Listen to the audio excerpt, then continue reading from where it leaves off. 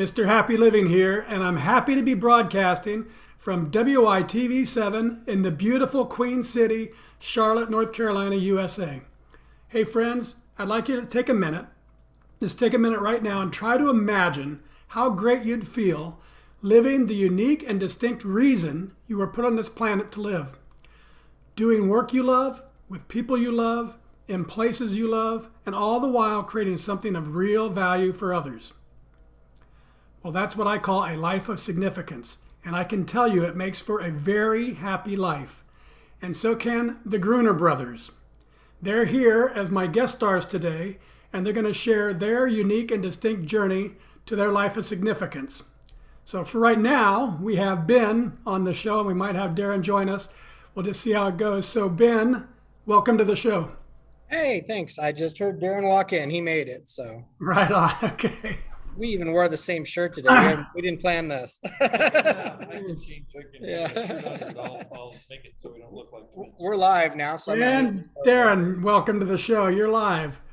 So Yeah, Ben, sorry, I'm a little behind. A truck decided to jackknife itself across the only exit from our industrial park. no worries at all. So we're just getting started. Why don't you guys take a minute and just tell us what you're doing these days to make your mark of significance on the world? So right now, I mean, we're just trying to grow our craft beer brewery and our brand. We're working with not only our own customers because we self-distribute our beer in 3 counties in the great state of Wyoming. But we also have distributors throughout the rest of the state of Wyoming. And then we have distributors in Montana, South Dakota, and Utah currently. So we're working with all of them to just kind of get our beer moved across and reach out to those customers so they can try the products that we make. Awesome. Your beer is delicious. I got to sample some of it when I was out there, seems like about a month ago. And it was great talking with you a little bit, Darren, when I was there. Yeah, So, also we're doing this Harvest Host deal. And I get, we received notification that we are in the top 5% of the Harvest Hosts in the country. So tell our audience a little bit what Harvest Host is and how that's helping your business. Well, what Harvest Host is it's a kind of a dry camping site for people with RVs. Yeah. And you basically join as a member and you get access to breweries, wineries, golf courses, and unique attractions, farms, ranches, where you can go stay and camp and basically get to meet interesting people and see their processes and go across the United States. I don't know how many currently they have, but I think it's upwards of about 6,000, 4,000 sites. Yeah. Okay. 4,000 plus golf courses, and I Okay. think in total about 6,000 sites. That's Okay. really cool. So somewhere in there, it's a great thing where people that are either retired or, working on the move, they can find in an affordable place. Basically, it's free to stay as long as you go in and you meet the people and you buy a few trinkets or some beers or whatever that they sell in their market. And then you get to meet interesting people from all over the country. Yeah, very good. Well, thanks for that. Well, let's have a little bit of fun with mathematics to let our friends all around the World Wide Web get to know both of you through the happy formula. It's a simple equation, but it gets powerful results. It's capacity plus purpose equals happy. So let's start with capacity. And just tell us, what are your practices for building your personal capacities, whether it's physical, mental, spiritual, financial, emotional? In other words, what do you do, Ben and Darren, on a regular basis to create the capacity you need to take good care of yourself and your loved ones and still have plenty left over to give to others? Well, I think that's a complex question in today's times because I don't think people take enough time for themselves. I know I certainly don't. We work a lot. We get a lot of pride from our work in both the businesses that we own. And then the people that we interact with, they kind of juice you up and re-energize you to go out there and keep doing what you do. Starting a new business or any business or running a business is a challenge because as an entrepreneur, you have ups and downs and your markets go up and down, and it's certainly a taxing experience on an individual. So just connecting with family and friends to do things with them and have experiences in the field that you're in and outside the field that you're in, really kind of recharge your batteries. And that's kind of what we do. But there's We're- never enough time. we're not race cars, we're mules. Very good. Sometimes we bray a little bit, but we keep moving. Yeah, and mules they use capacity too. So clearly you've created the capacity that you both need because you're getting it done. Well, let's explore one of my favorite capacity building concepts, and it applies to any of those areas that I mentioned. It's called a Kaizen state of mind. And it's this beautiful Japanese idea that small incremental improvements add up over time to yield great big results. And I love it because it's based on mindset, not circumstance. So Kaizening life is knowing there's always something I can do better tomorrow than I did today. And it creates this powerful, gentle, optimistic uplifting of my life. So, gentlemen, how does Kaizening your life and your business help you increase your personal capacity so you can continuously become more, and that way you can continuously give more? Well, I think continuing to improve our processes and make better beer, and then reach out to our customers in a different way. I mean, one of the things that, on the sales side, my side is, when I go into a place, I'm a brewery owner, and that's an unusual experience for, say, a bartender in South Dakota to meet a brewery owner, that's from Wyoming, that's shipping their beer across state lines to, go in there and say, hey, my name's on the can. It's nice to meet you. A lot of that doesn't happen anymore. So it's kind of an old school kind of thing. One of the jokes I make, when I'm meeting new customers, I says, when was the last time you met Pete Coors? He's not sitting here bar tonight, I am. So give me a little bit more time to talk to you about my beer and, about what we do. And that's kind of my incremental process of reaching out to people and making sure that they know who the guys are that make the beer that they serve in their place. And I think it matters because at the end of the day, customers, if they're at a bar and they have 40 choices, there's a lot of choices and there's a lot of excellent beers. I mean, the beer keeps getting better and better and better. And that's the one thing I can say of my colleagues is I think that meeting with those people and making them have that connection with you so that they can then have that connection with their customer means a lot more to the experience, because it's fun when you can go out and you can have a little bit of story besides just the cold pint. So 100%. Darren, you were going to chime in? Yeah, I was going to say, you with beer, you kind of always have to constantly make improvements. I mean, you're always tasting each batch, and sometimes you're really excited about a change you made, and sometimes you're like, that didn't really advance the cause any. And I mean, it's always good on a new batch when the moment is when you're running it through the centrifuge, which clears it up. That's really your first taste of the finished beer. Yeah. It's not completely carbonated at that point, but that's one of the more exciting points of each batch is you taste it as it comes out of the centrifuge.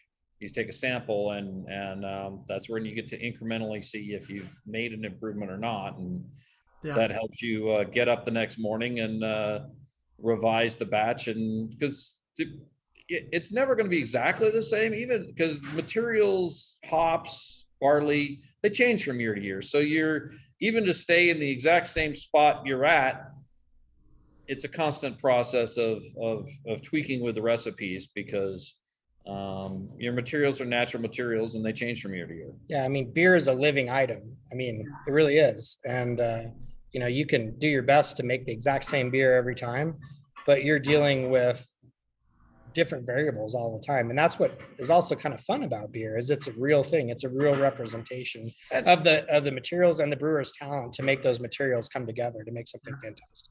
I think it's important to be consistent, but I think also part of the excitement about craft beer is that it might be a little different from one batch to the other. Correct. That's kind of the point. It's not going to be exactly the same every time, and hopefully you get better and better. That's the goal. Well, Ben, you demonstrated something about Kaizen and capacity that I want to touch back on. You're leveraging yourself as an owner. You walk into a sales situation with greater capacity than you had if you weren't an owner.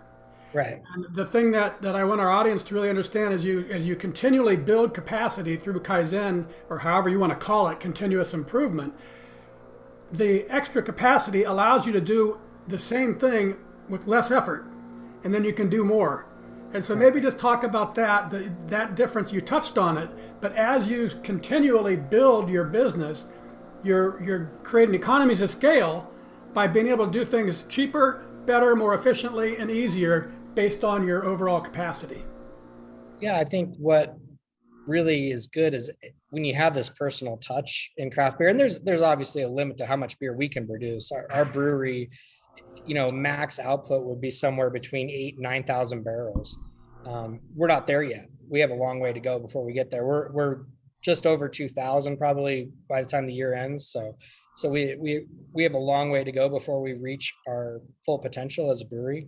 But the neat thing about meeting people is then they tell people, and then sometimes they stop in and meet you, and so it gets easier and easier. The more people you meet, the more viewings you get. There's a lot of organic stuff that just naturally happens, and so that process becomes real. And instead of making one stop, sometimes you make one stop and then that person makes 2 more stops for you, and you didn't even have to go. And that's a great thing about that. Fantastic. Darren, you have some Harvest Host, for example. I mean, sometimes you can get free help. We had some Harvest Hosters come through that worked in the grocery store, liquor store in South Dakota. So we loaded them up with samples for their boss and sent them back with samples. So, I mean, that was a sales call. I made a sales call with them right here, and they were selling their boss on our beer. So there's help that you got that you didn't cost you a 6-pack of beer. It wasn't that tough. I stopped in a place in Wyoming, had some beer, met a couple of guys, and all of a sudden I had new guests for my podcast, and I didn't have to make a sales call. Right. There you go. Okay, so let's move on to purpose. That's the second element of the happy formula. And I've observed that major life transformations, the big stuff, the discovery of purpose, often comes from devastation. Addiction, abuse, death, disease, disaster. Something awful strips a life to its core, and it creates this big change in that life.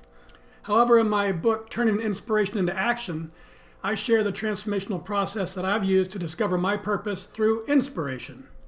So the question is, what about you guys? Was there a specific moment or event or crisis or inspiration that revealed to you the purpose you were meant to live?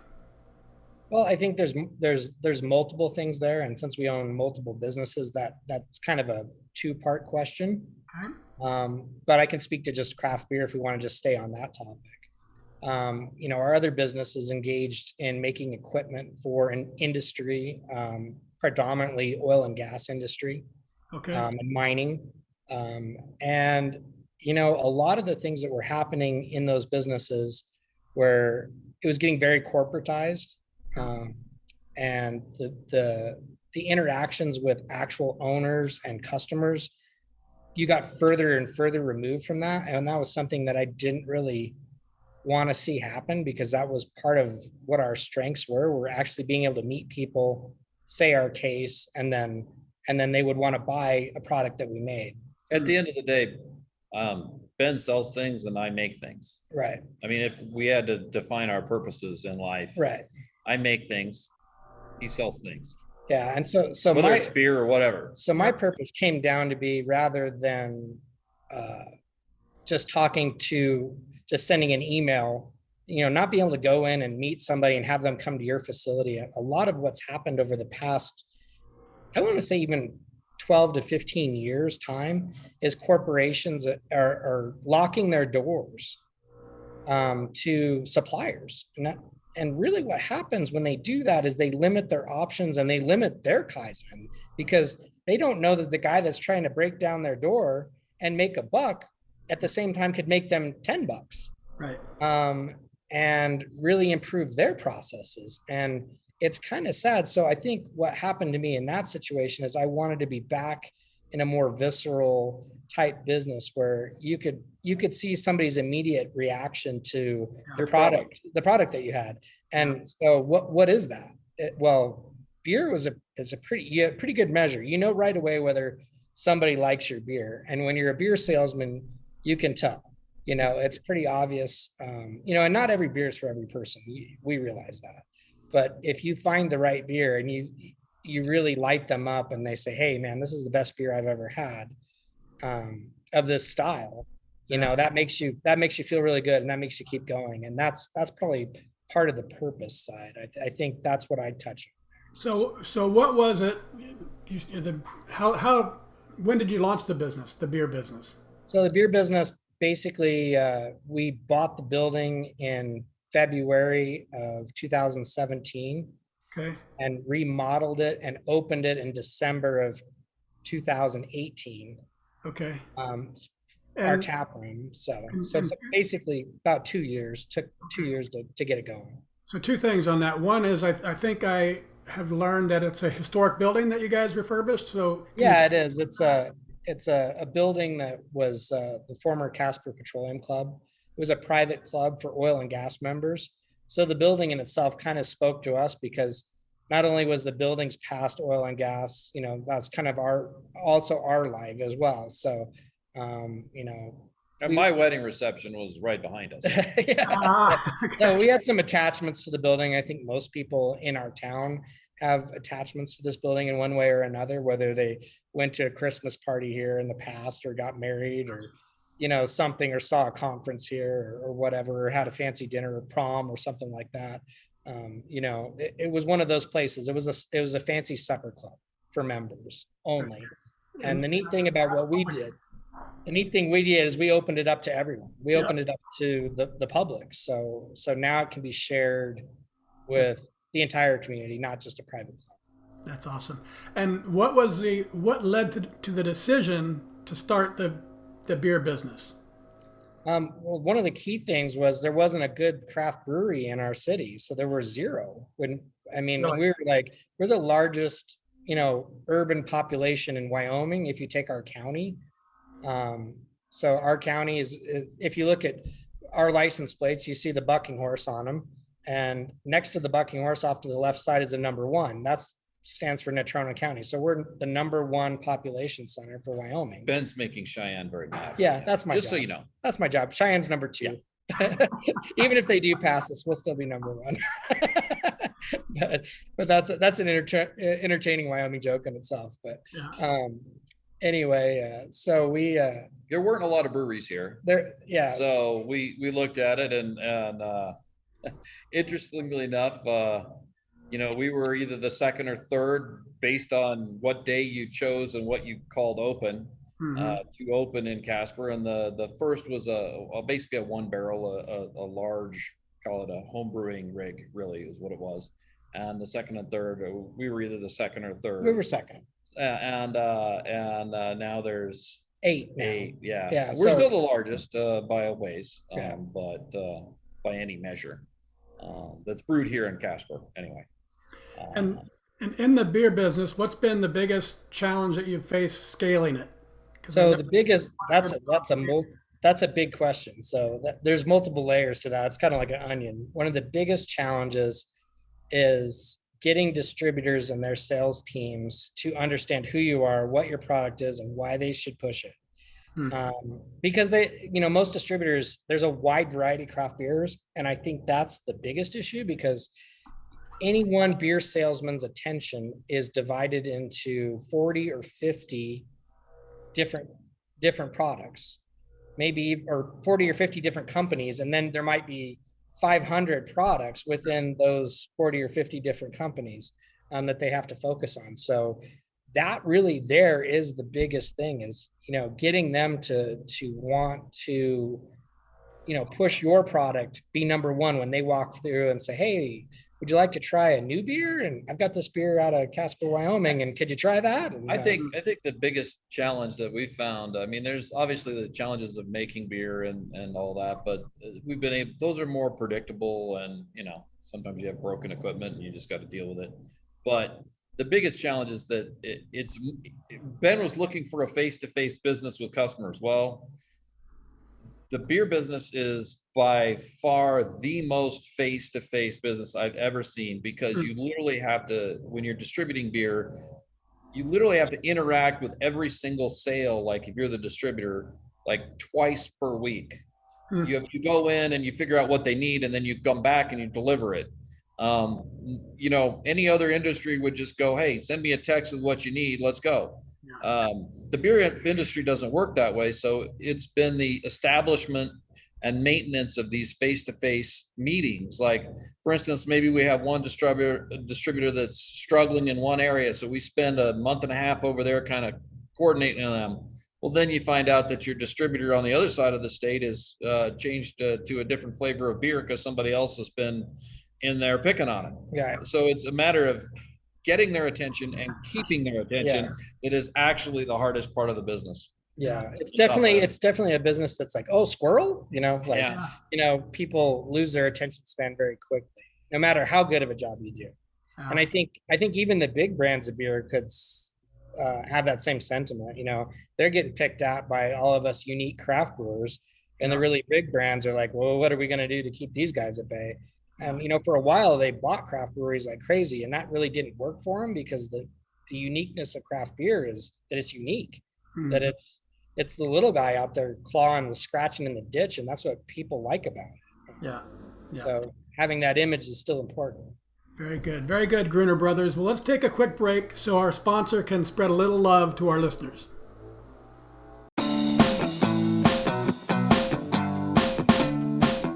Mr. Happy Living here. I love good things made by good people. That's why I love Dry Farm wines. They've transformed my drinking experience with sugar-free, lower alcohol, lab-tested natural wine. It's only grown on small family farms with respect for nature and using regenerative agriculture. You can literally taste the difference. It's naturally delicious. And it's super important because the quality of the food we eat and the wine we drink makes up the quality of our life. Go to happyliving.com. Select Partners in Happy and get your first bottle of natural wine for 1 penny.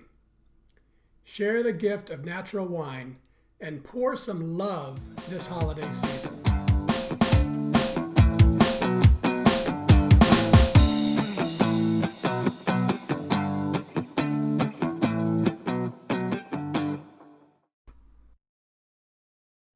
And we're back, and this is the Something Significant Show, and I'm your happy host, Matt Gersper. And my special guest stars today are Ben and Darren Gruner. They're just two brothers who work hard and play hard and appreciate the simple things in life and love making great beer in their beloved state of Wyoming. And gentlemen, I think you're going to love this article called The Science Behind the Power of Giving. I found it on lifescience.com, and it says that the act of giving itself can be a gateway to discovering your reason for being on the planet. It tells how science supports the notion that giving one's time and talents and treasures is a powerful pathway to discovering purpose and transcending difficulties in life and finding fulfillment and meaning in life. So I updated our formula. Capacity plus purpose plus giving equals really happy. So what do you think, fellas? In your own lives, have you found that giving your time and your talents and your treasures has been a pathway for discovering your purpose and for transcending difficulties that you've faced and for bringing real meaning into your life? Yeah, I think so. I mean, you look at the things that you do on a daily basis, and, if you can make somebody's life a little bit better, I mean, that's pretty cool. You have somebody come in and they've had a rough day, and you can give them a really well-made craft beer and maybe have them think about their life a little bit differently, and then they walk out of the door with a smile on their face instead of the frown that they came in with.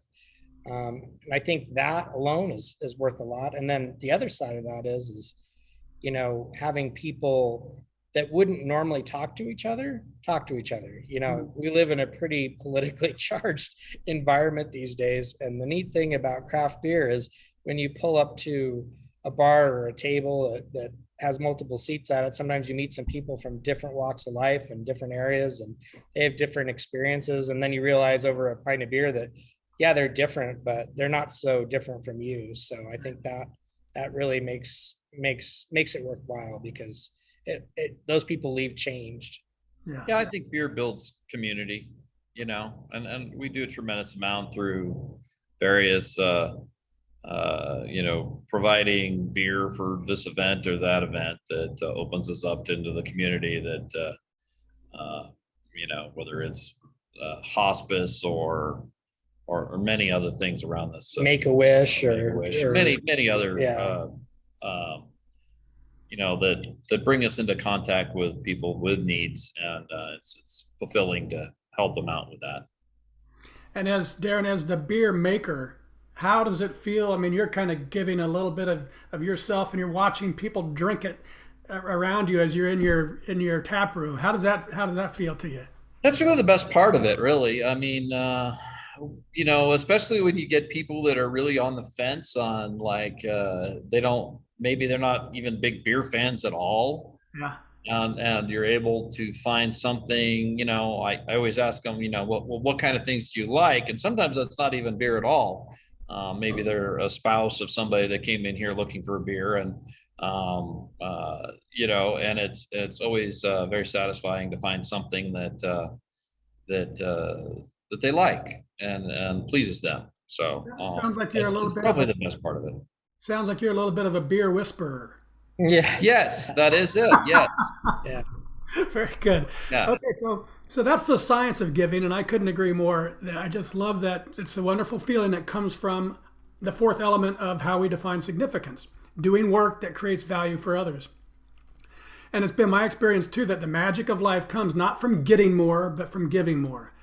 But there's more to it than that. It's not just the giving that's magical. I've been exploring and learning and living too that it's when you're giving from living in your purpose, that's where the real magic is.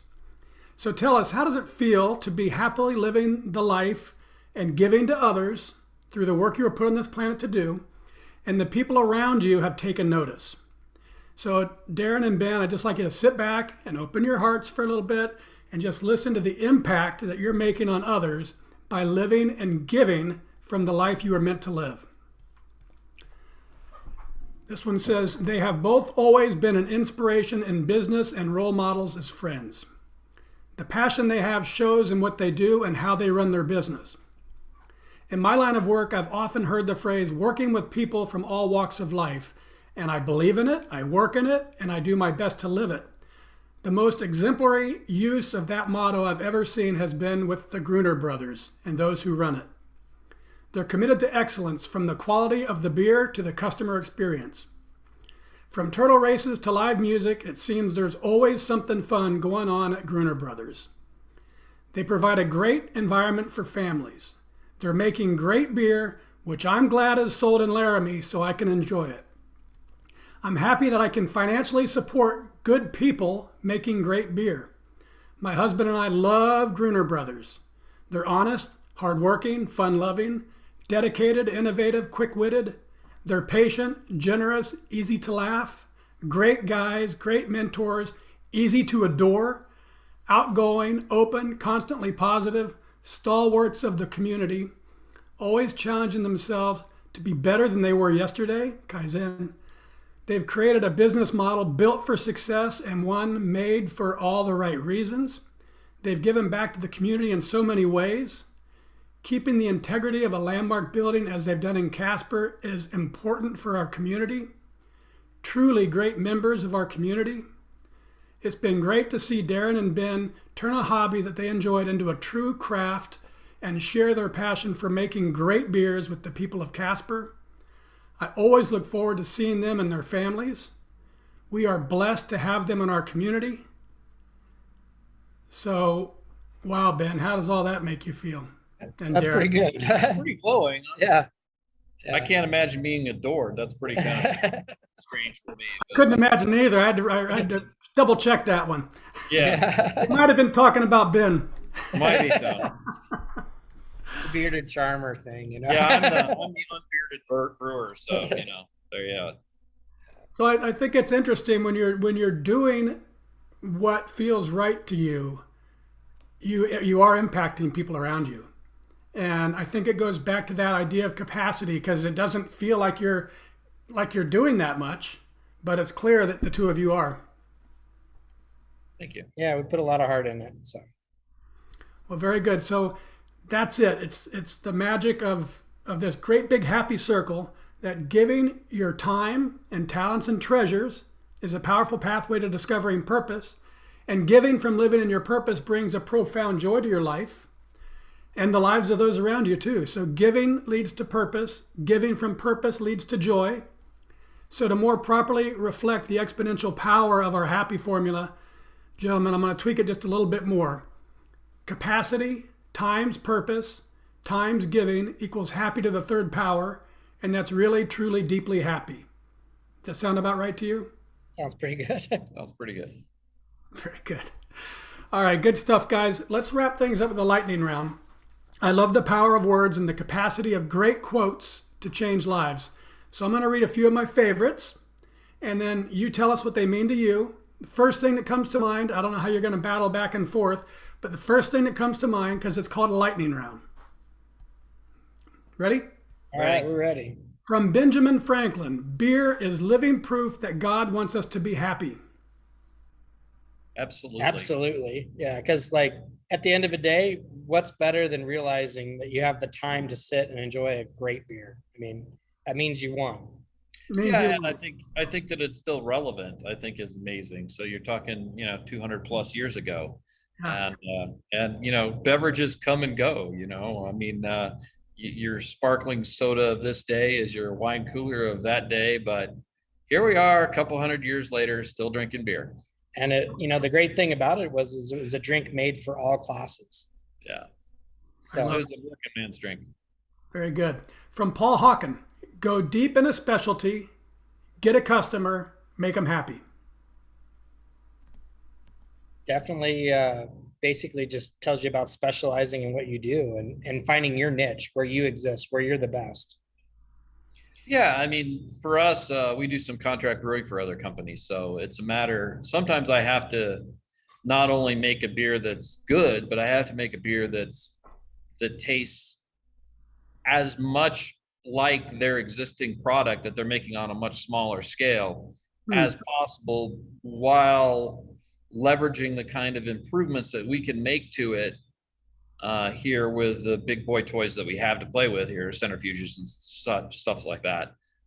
So it's always so sometimes you have to phrase it carefully when you're talking to them, like, well, okay, kid, if I got rid of this little flavor, would you miss it? And they're like, oh no, I've been trying to get rid of that for months.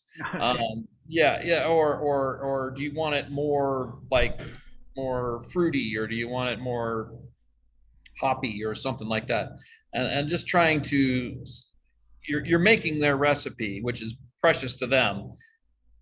The trick is to make it to be what they recognize, what their customer recognizes, and still improve it in a way, and provide it at a kind of scale that they need for their ongoing growth of their brewery. Because a lot of people don't have access to canning lines and centrifuges and that kind of thing, and that's really kind of something you get into a little bit larger brewery to do. So. Very good. It helps these people expand their capability. Good stuff. From Lao Tzu, being deeply loved by someone gives you strength, while loving someone deeply gives you courage. Yeah. That kind of comes down to family, I think. They prop you up and you prop them up, and you keep each other going. I mean, as brothers, sometimes we have a bad day and the other one has to tell the other one to go home. I mean, that happens. Sometimes we say it in an impolite way. But that's love. Yeah, it gives you the courage to try things that may not be something you've done before, or the courage to make a decision that you feel like you need to make, knowing that those people have still got your back. No matter what. Yeah. Good stuff. From Hebrews chapter 13, verse 2. Do not forget to entertain strangers, for by doing so, some have unwittingly entertained angels. I think that kind of speaks to like our business and our tap room alone. I mean, there's a lot of people that walk through this door that are strangers, and then they leave as friends. And then who they bump into kind of enlightens our world sometimes, not even knowing. So that's how I see that. Yeah, I mean, we've had people that came to the tap room that we met that, not, just once. Actually, we had when we were closed during COVID. Don't tell them this, but we might have opened the door to a guy who pulled up in the parking lot. And to this day, he's still here coming in. And then, we had a charity event, like a Rotary Duck Derby, dropping ducks in the river, and they raced down the river. And all of a sudden, he was volunteering to help collect ducks out of the river and paddle in a riverboat, because that's what he had done for some portion of his time. Mm. And so you kind of by meeting new people, you expand your ability to, and theirs to do good. And you build community too at the same time. Yeah, yeah. Okay, this one's from my past. I don't know the author. Once you get where you want to be, you're not there anymore. Yeah, where you want to be is a moving target all the time. Every day you get up. Yeah, you think you got it handled, and sometimes it's for the better, and sometimes you're just trying to get back to where you were. To be honest, we've all been through that in the last few years. Yeah, that's for sure. Ben? I think that's you have goals for yourself, and you accomplish that goal, and then you're like, wow, yeah, did I really want this? Or yeah, I guess I did, and now I'm here. And then you're looking back at something else and thinking, well, wow, I had it pretty good before there, so that's an interesting. It's just different. I think that the one thing that you learn in life is constant change. Mm-hmm. Sometimes it's good, sometimes it's not, but it's real. It's always constantly changing. Yeah, and if you're fighting to hold it where it is, you're going to lose the fight. Right. You got to embrace it. This is the show anchor from Goff. Whatever you can do or dream you can do, begin it.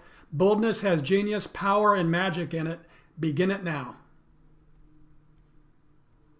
I mean, beginning it in, too far in the future might not get it begun, I guess. That's the other thing. First, you just got to do it. There's a lot of people out there looking to start a business, and they're waiting for the perfect time. Right. There's never a perfect time.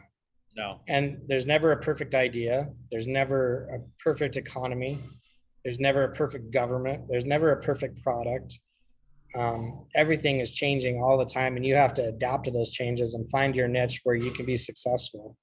And it is a really hard thing to do, because sometimes you have to let go of the things that you really love, and possibly do something or make something that doesn't bring you joy, so that you can do the other things that you love that bring you joy. So I think you just got to do it. You got to just say go for it. And sometimes you win and sometimes you lose, but that's how it is. It's a process of first steps. Yep. You don't take a second one if you don't get the first one out there. That's correct. Good stuff, guys. And now, folks, it's your turn to be a giver, too. If you can hear my voice and you are inspired by today's show with Ben and Darren Gruner, the Gruner Brothers, then please share some love with our magnificent broadcast team by giving what you can to WITV7. They're a 501c3 charity on a mission to educate, empower, and encourage. They do good works with your kindness. Ben and Darren, I love how much you both love serving people a wonderfully made beer with the hope of making their day a little happier by sharing a simple pleasure of life with friends, family, and coworkers, or even a person they've never met. And I admire your dedication to mastering your craft of brewing beer and your determination to develop and optimize every aspect of the beer brewing business. And I'm super happy that you've shared your gusto for life and your delicious entrepreneurial spirit on our show today. Would you take just a minute or two and share any parting remarks you'd like to leave with our audience? I'd just like to say thanks for inviting us into your home or your computer or your phone or whatever. It was a pleasure to meet you, Matt. And, it's neat when you bump into somebody unique that has a mission. And thanks for listening. Yeah, thanks for listening, and stop by and see us.